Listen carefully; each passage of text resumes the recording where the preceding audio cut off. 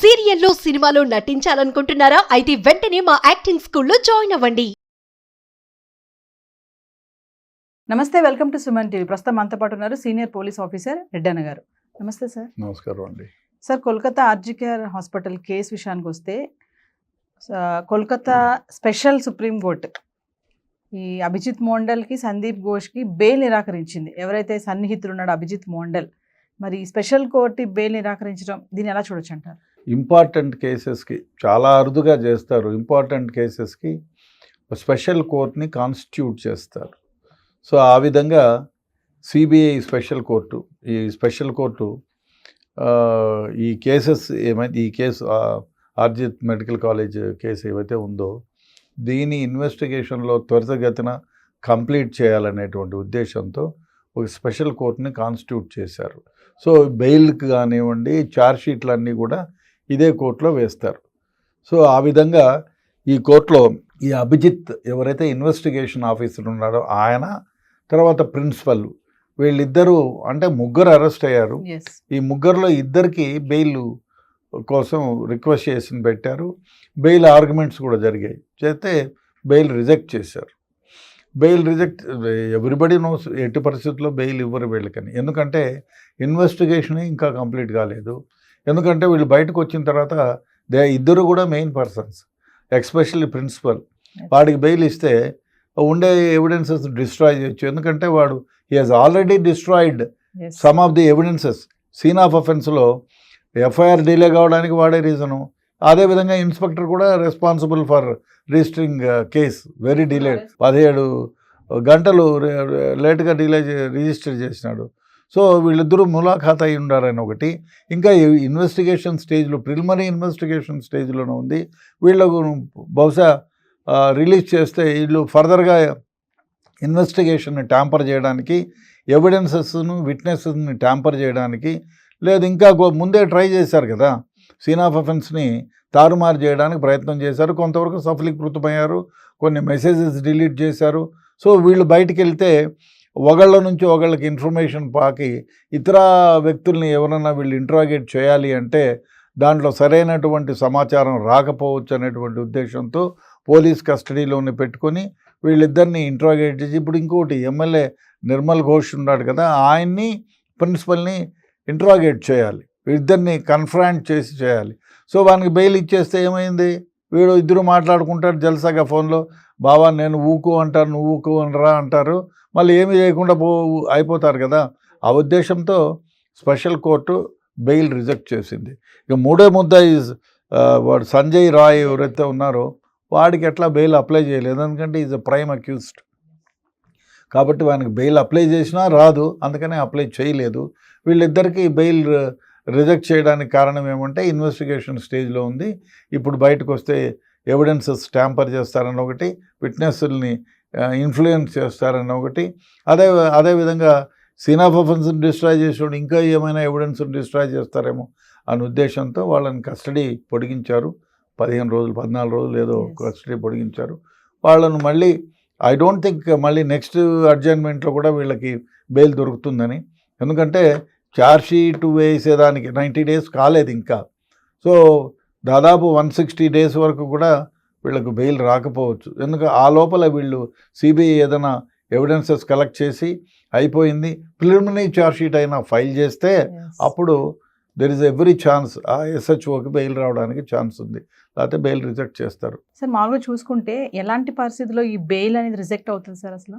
ఇప్పుడు ఒకటి, విట్నెసెస్ ఉండే ఈ కేసుకు సంబంధించినటువంటి ఎవరైతే విట్నెస్లు ఉన్నారో వీళ్ళు బెయిల్ నుంచి వదిలితే, ఈ ముద్దాయిలని బెయిల్ నుంచి ప్రజల్లోకి, సామాన్య ప్రజల్లోకి వదిలేస్తే వీళ్ళు ఎవిడెన్సెస్ని ట్యాంపర్ చేస్తారని ఒక భయం, రెండోది విట్నెస్లను కొంటారని, అదే కాకుండా ఎవిడెన్స్ని తారుమారు చేస్తారని, పోలీసు వాళ్ళని కానివ్వండి, ఈ ఎవిడెన్స్ ఇచ్చే వాళ్ళని కానివ్వండి ఇన్ఫ్లుయెన్స్ పెట్టి వేరే విధంగా చేస్తారని, అదే కాకుండా కొన్ని రికార్డ్స్ని తారుమారు చేస్తారని, విట్నెస్లను భయపెడతారని, సో కేసు పురోగతి కాకుండా వాళ్ళు అడ్డుపడతారని, ఇట్లా చాలా అనేక కారణాల వల్ల ఈ బెయిల్ రిజెక్ట్ చేస్తారు.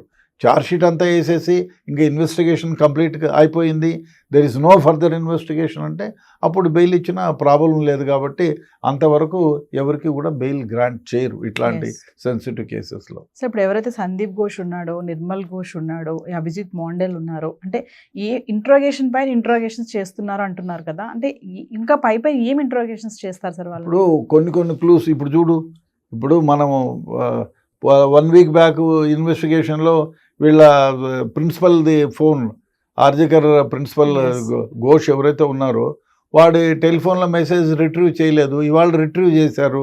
దాంట్లో ఎవరికి వాళ్ళు మెసేజెస్ చేశారు ఏం కథ బయటకు వచ్చింది. సో ఈ వాళ్ళని ముందే బెయిల్ మీద వదిలేస్తుంటే ఇది బయటకు వచ్చేది కాదు కదా. అదేవిధంగా ఇప్పుడు వీళ్ళని ఇంట్రాగేట్ చేస్తే ఏ టైంలో ఏ సందర్భంగా ఈ మెసేజ్ని ఇచ్చాడు, సో ఎందుకు ఈ అమ్మాయిని అంటే అమ్మాయిని డిస్ట్రాయ్ చేయాలనుకుని ఎందుకు అనుకున్నారు, ఈ అమ్మాయినా ఇంకొక అమ్మాయా, అదేవిధంగా వీళ్ళు మెసేజెస్లో ఇంకా ఏదైనా క్రూరంగా ఇచ్చినారా, ఇవన్నీ ఇన్వెస్టిగేషన్లో తేలాలంటే వీళ్ళకి బెయిల్ రాకూడదు. సో అందుకని వీళ్ళని బెయిల్ రానికుండా పెట్టుకున్నారు. వీళ్ళకి బెయిల్ వస్తే రేపు పొద్దున్నే బయటకు వస్తే డిస్ట్రాయ్ చేస్తారు. సో అందువల్ల బెయిల్ గ్రాంట్ చేయరు వీళ్ళకి. సరే ఈ బెయిల్కి అప్లై చేస్తున్నారు అంటే ఇక్కడ అక్యూజ్ ఎవరైతే ఉన్నారో వాళ్ళని ఇప్పుడు ఈ సిబిఐ ఇంకా టైట్ చేస్తుంది కదా, అంటే బెయిల్ వస్తుంది అంటే వీళ్ళు ఎందుకు బయటకు వెళ్ళాలనుకుంటున్నారు, అంటే మీరు అన్నట్టుగా ఏమైనా అఫెన్స్ చేయడానిక, ట్యాంపరింగ్ చేయడానిక, వీళ్ళు ఇక్కడ ఉంటే ఇంకా విచారించడానికి టైం ఉంటుంది, మాకు తెలుసుకోవచ్చు ఇంకా నిజాలు, అంటే ఈ బెయిల్ అనేది ఇక్కడ అక్యూజ్ని టైట్ చేస్తుంది అంటే ఏం చెప్తారు సార్? బెయిల్ అనేది టైట్ చేస్తుంది అనేది ఏం కాదు కానీ, బట్ ఒకటి ముద్దాయి తరఫున వాళ్ళు ఏం చేస్తారు, మా వాళ్ళని బయటికి తీసుకొచ్చుకోవాలా అని.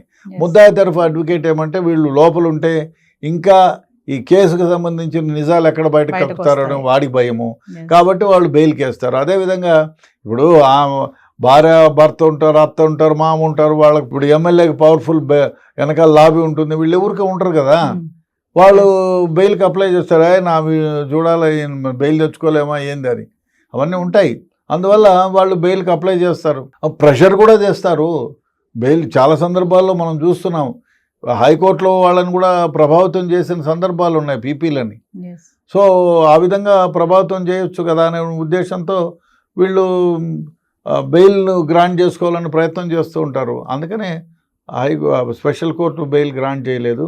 అదే కాకుండా వాదోపవాదాల్లో జరుగుతాయి, వీళ్ళు బెయిల్లో ఎందుకు రావాలని వాళ్ళు వాదిస్తారు, వీళ్ళు వాదిస్తే ఏం జరుగుతుంది, వాళ్ళు బెయిల్లో వదిలేస్తే ఏం జరుగుతుందో వీళ్ళు చెప్తారు. కాబట్టి it is for the judge గారి ఆలోచనల ప్రకారం వీళ్ళు బయటికి వెళితే ఏదైనా ఎవిడెన్స్ని ట్యాంపర్ చేస్తారని నమ్మితే ఇమీడియట్గా బెయిల్ ఇవ్వరు, రిజెక్ట్ చేస్తారు. సో ఒకసారి ఇన్వెస్టిగేషన్ కంప్లీట్ అయిపోతే అప్పుడు వీళ్ళు వాదించడానికి కూడా ఏముండదు, కాబట్టి అప్పుడు బెయిల్ గ్రాంట్ చేస్తారు. సార్ చూసుకుంటే అలా ఎన్నిసార్లు బెయిల్కి అనేది అప్లై చేయొచ్చు, ఇప్పుడు రిజెక్ట్ అయింది మళ్ళీ అప్లై చేసుకోవచ్చా బెయిల్కి? చేసుకోవచ్చు. ఎన్నిసార్లు చేయొచ్చు? అట్లా ఎన్నిసార్లు అయినా చేసుకోవచ్చు. ఓకే, వీళ్ళు ఎన్నిసార్లు అయినా దాన్ని నిరాకరించవచ్చు, వాళ్ళు రిజెక్ట్ చేయొచ్చు, వీళ్ళు చేయొచ్చు. అదేవిధంగా ఇది వద్దనుకుంటే హైకోర్టులో చేయొచ్చు, హైకోర్టులో రాలేదనుకో సుప్రీంకోర్టులో చేయొచ్చు. సో బెయిల్ ఎన్నిసార్లు వేసుకున్నారు అనేది కాదు, బెయిల్ గ్రాంట్ అయ్యేంత వరకు చేస్తూ ఉండొచ్చు. బట్ వాళ్ళు రీజన్ చెప్పి నాట్ గ్రాంటెడ్ అని చెప్తారు. స్పెషల్ కోర్టు ఇప్పుడు ఎందుకు నిరాకరించింది అంటే ఫైనల్గా ఏం చెప్తారు సార్? ఒకటే, ఎవిడెన్స్ ఇంకా కంప్లీట్ కాలేదు, ఎవిడెన్స్ ఇంకా కలెక్ట్ కాలేదు. అదే కాకుండా మిమ్మల్ని బయటకు వదిలితే విట్నెస్లను ట్యాంపర్ చేస్తారు, ఎవిడెన్స్ని డిస్ట్రాయ్ చేస్తారు, ఆల్రెడీ మీరు ఎవిడెన్స్ని డిస్ట్రాయ్ చేశారు, అందువల్ల మీకు బెయిల్ గ్రాంట్ చేయము అని చెప్పేసి రిజెక్ట్ చేస్తారు.